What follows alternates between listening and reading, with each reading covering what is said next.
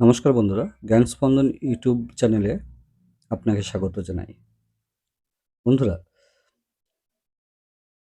রাজ্য সরকার কর্মচারীদের যে মহার্ঘ ভাতা তা নিয়ে বিগত ১৫ বছর ধরে যে টালবাহানা তার শিকার কিন্তু এই রাজ্যের রাজ্য সরকারি কর্মচারীরা হয়েছেন।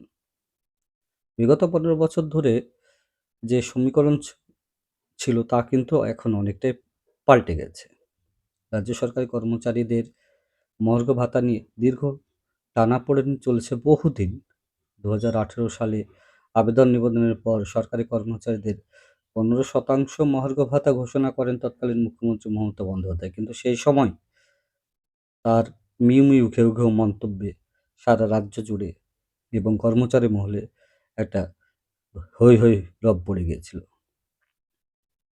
২০২৬ বিধানসভা ভোটের এক অন্যতম নির্বাচক সমস্যা হয়ে ধরা হয়েছিল এই মহার্ঘ ভাতার সমস্যা। পথে নেমে আন্দোলন ঠিক যত ঝাঁঝালো হওয়ার কথা ছিল ততখানি হয়ে উঠতে পেরেছিল ঠিকই, অনেকে সন্দেহ প্রকাশও করেছিলেন আদৌ এর প্রভাব ইভিএমে শেষ পর্যন্ত পড়বে কিনা, কিন্তু আমরা তার ফল পেয়েছি। এরপর গঙ্গায় গড়িয়েছে অনেক জল, বয়স বেড়েছে সরকারের, বকেয়া মহার্ঘ ভাতা নিয়ে দ্বন্দ্ব বেড়েছে সরকার ও কর্মীদের মধ্যে। পথে নেমে আন্দোলন করেছেন শিক্ষকদের একাংশ, কিন্তু মহার্ঘ ভাতা যে সমস্যা তার সুরাহা কিন্তু আজও আমরা পাইনি। দেখা যাক এখন। কর্মচারীদের একাংশের মহার্ঘ ভাতা দেওয়া হলেও বাদ পড়ে গিয়েছেন শিক্ষকেরা। এমনকি সর্বশেষ বিধানসভায় বাজেটে ঘোষিত যে 4% মহার্ঘ ভাতা তাও কিন্তু কর্মচারীদেরকে দেওয়া হয়নি। মমতা বন্দ্যোপাধ্যায়ের সরকার তখন কিন্তু তারা বলেছিল নির্বাচনের যে আচরণবিধি রয়েছে তার অজুহাত দেখিয়ে তারা কিন্তু শেষ পর্যন্ত এই সরকারি কর্মচারীদের ঘোষিত যে 4% দিয়ে তাও কিন্তু তারা দেননি। এই নিয়ে দ্বিচারিত সর্বমহলে। রাজ্যের তরফে যে গত এপ্রিলে সুপ্রিম কোর্টে ৬২ পাতার যে স্ট্যাটাস রিপোর্ট পেশ করা হয় সেখানে জানানো হয়েছে রাজ্য সরকারের প্রায় ৩,৪৮,০০০ কর্মচারীকে তারা ২০১৬ থেকে ১৯ সাল সময়কালে যে মহার্ঘ ভাতা তা তারা ৪,৭৯৪ কোটি টাকা প্রদান করেছে। কিন্তু এখানেও আমরা যে কর্মচারী মহল তারা শিকার হয়েছেন। এরপর আসে সরকার পরিবর্তন ঘটে, নতুন সরকার ক্ষমতায় আসে।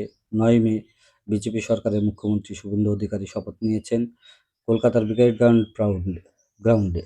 নতুন সরকারের কাছে শিক্ষকেরা ও সরকারি কর্মচারীদের যে মহার্ঘ ভাতার বিষয়টি তা নিয়ে কিন্তু পরবর্তী সময় অনেক রকম নানা মহলে ঘোষণা বা পদক্ষেপ করার কথা উঠে আসছে।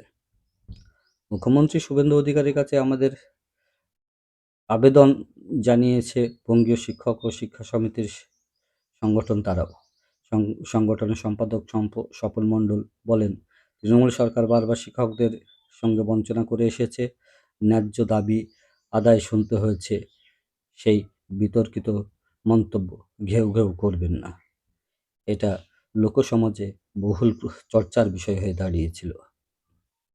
তৃণমূল সরকারের মহার্ঘ ভাতা দেওয়ার বিষয়ে অনীহা আমরা সকলেই দেখেছি।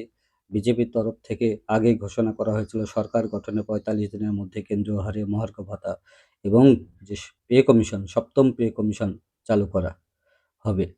বিশ্বাস রাখতে হবে সেই সরকারের ওপর, দেখতে হবে যে কর্মী মহলের প্রত্যাশা পূরণ হয় কিনা।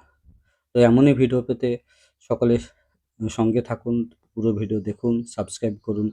ধন্যবাদ সকলকে।